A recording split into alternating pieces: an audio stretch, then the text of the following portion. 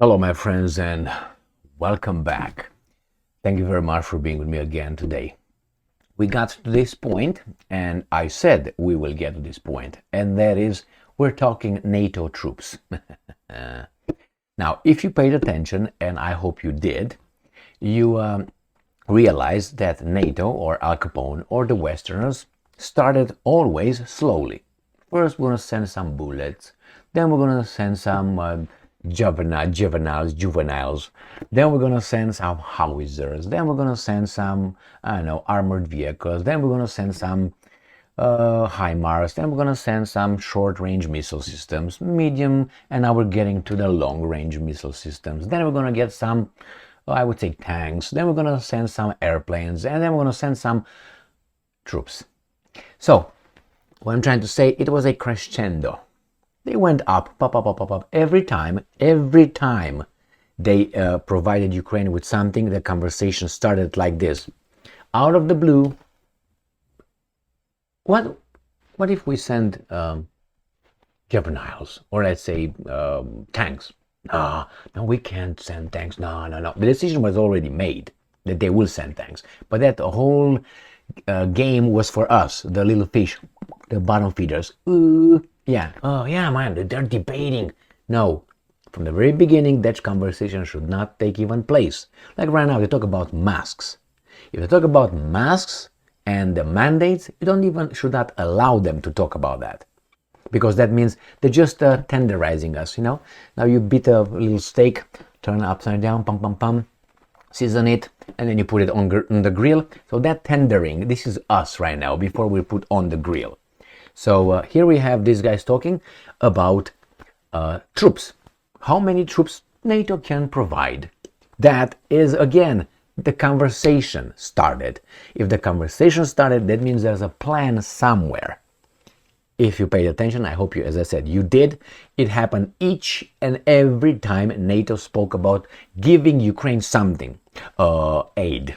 Yeah, aid. They gave them military aid. That means weapons, my friends.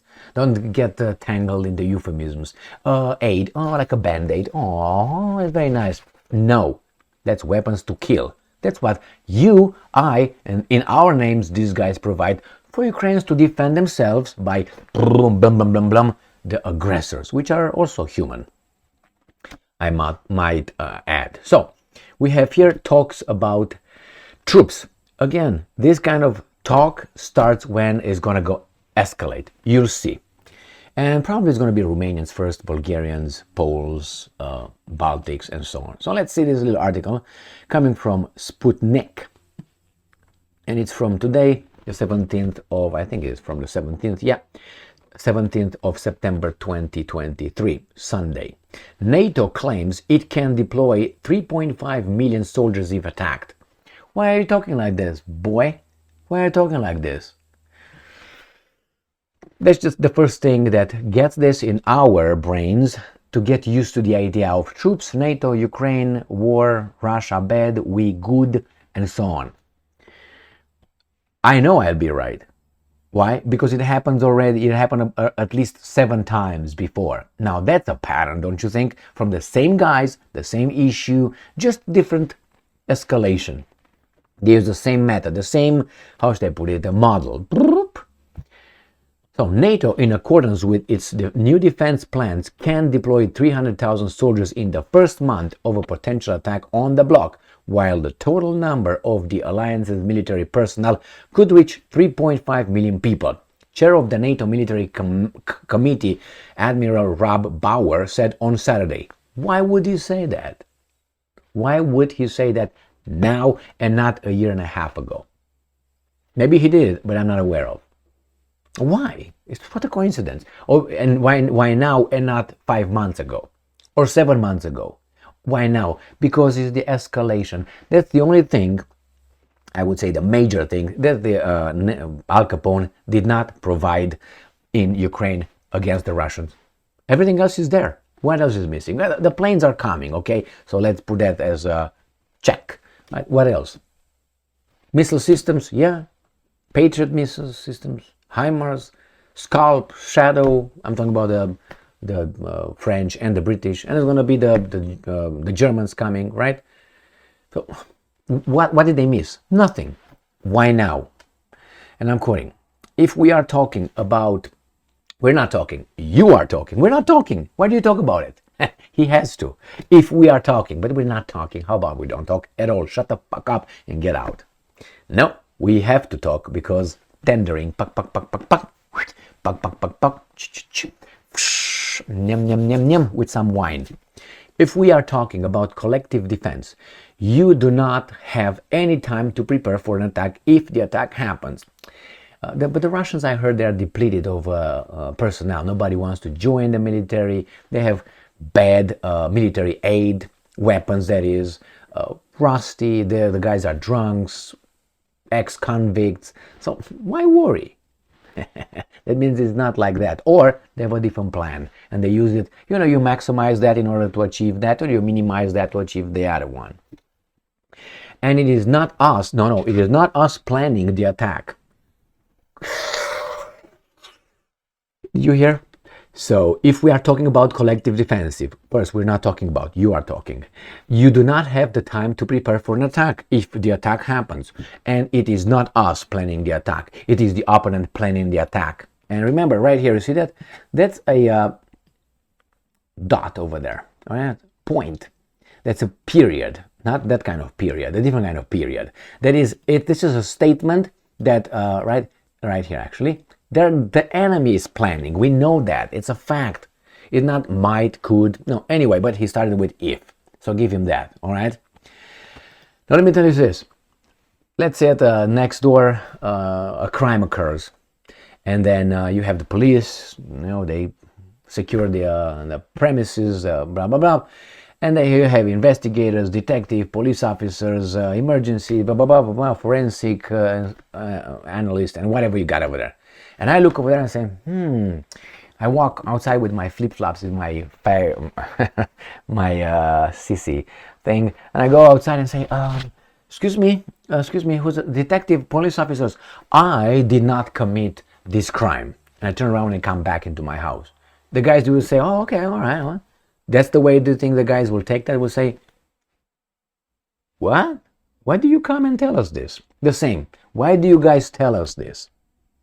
Why do you raise the question about if we are talking? We're not talking. You are talking. Again, if the attack, you have to be ready. Okay, if they attack. And it's not us planning the attack. It is the opponent planning the attack. So he tells us right here. He's telling us that the enemy, which is the Russians, are planning an attack on NATO. Okay? Therefore, we need, so he starts talking about an issue that is not there, as far as I know. Secondly, he said he makes a scenario where he accuses the other guys of planning something that it's not there. And then he said, because of all this scenario I created, and if we are talking about shit, therefore we need more soldiers at high readiness. So you created a scenario. That's good, being prepared all the time. But he made a statement, it is the opponent planning the attack. Evidence? I'm waiting. It's confidential, Emil. You stay over there, pay your taxes, shut up, okay, and watch the stupid TV. We are talking in NATO as a whole if Finland and Sweden have joined of about 3.5 million soldiers in the alliance. That's not enough. If the Russians conduct a general mobilization, then we'll have about 30 million. I know you're better because somehow you consider yourselves better, so therefore, if you identify as better, you are better. And if you dare to ask questions like, where's your evidence, then you're called this phobic and that phobic and those and blah, blah, blah, and ist and est and ost and whatever. So, and he says here that we foresee at high readiness available for basically the first 30 days if it is necessary. Oh, now if it is, you create a scenario. Okay, well, you tell us. Bauer told reporters at the press conference with Norwegian Chief of Defense Paparab Kupurup Koporov. All right, in July, NATO Secretary General Jens Stoltenberg, he's a secretary, okay, said, hey, how can I take you? Okay, how can I direct your call? Oh, he's busy right now. Gina is performing on, yeah, okay. that's Stoltenberg basically, said that the bloc approved a new defense plans at the Vilnius summit, under which NATO would have 300,000 soldiers at high readiness and member states would invest money, at least 2% of gross domestic product annually in defense. So the military industry, our manufacturing companies will have a steady income. It's like communism. You have to buy this product. You have to. We're going to get taxes from your money, whatever you're paid. We're going to take part of this and we make you give it to someone else, to a company that will build something and will pay certain over there. Remember, that 2% of gross domestic product is not for weapons. It's not only that. You got a lot of infrastructure over there. You have a lot of people. You have a lot of, how do you call it, bureaucracy. How do you think those guys are paid? Like United States of America, USA has right now a defense budget of what, $860 billion, and we don't have howitzers, we don't have HIMARSes, we have like 5 or something, or how many they said they had. What is this? Where is that money going to? Fat fox, let's put it this way, fat fox, that's where it goes to. Fat cats somewhere. And all these guys, pushing a tray somewhere, eating, and then going, supposedly, in training, in Korea, waiting for Kim Jong-un to drop one atomic bomb or nuclear bomb and destroy them all. I mean, really? We're depleted. We don't have. What do you mean you don't have? Every year, in the past, I don't know how many years, you got over $700 billion. In the past 10 years, I also $700 billion. And you don't have 155 millimeter rounds? You're depleted?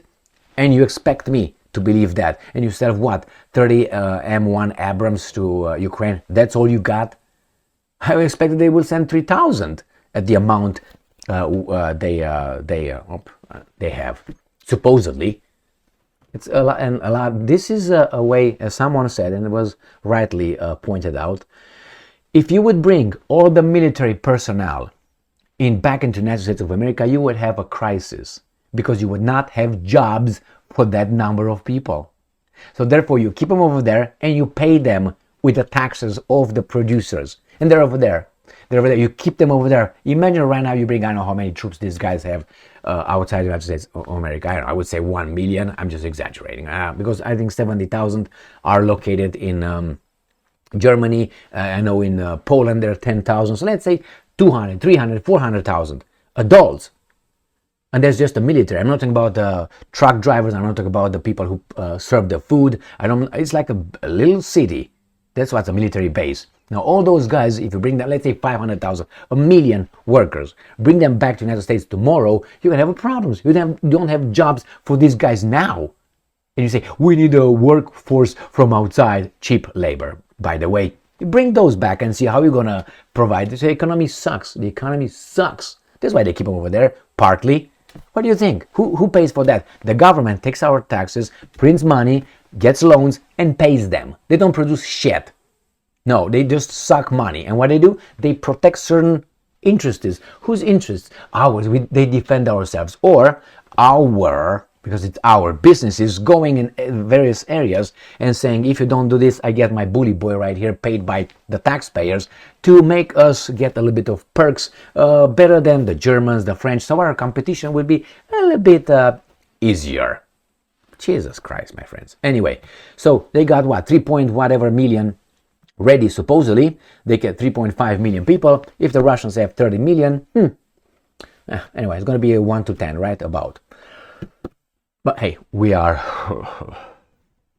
and we're fat and sick, and I just made a video on my experience with my medical personnel, with my medic. I don't call them doctors, I call them medics. This medic wanted to provide me with some friend of mine said with candies. They prescribe medication as candies. I said, hold on, I don't think so. I need evidence. I'm not an idiot. Anyway, the evidence is what? Going in a circle. So yeah, we're sick. Look, sick society. How many people have all kind of things? I've never met these kind of things when I was a kid around me, or a young adult in Romania. I've never heard of all these diseases right now everybody has here. Jesus fucking Christ. I came here and a guy said, this is a sick society, my friend. And look how many people take pills, necessary pills, prescribed medication, for all those little things that I've never heard in my society coming from Romania. Never. I mean, now you have autism and PTSD and ADHD and depression and anxiety and social anxiety and whatever. You got all these things that are over there. Really, how many? You got kids over fucking medicated. I know that as a fact. I worked with children. So I know. I spoke with them. I spoke with their parents. And I know who's taking Adderall and other bullshit. Over medicated, my friends, and that's gonna have an effect on your psyche, on your heart, on your liver, right, on your kidneys, on your veins and all that, on your blood and everything else. But hey, we're gonna solve this problem, create 10 more, and then we're gonna solve those 10 problems, create 100 more, and so on. Over medicated, my friends. Oh, if it's needed, Emil, how come it was not needed in Romania? What changed? The food? Oh, fuck. Thank you very much for being with me again today. Stay strong, stay smart, look for the truth, and be just.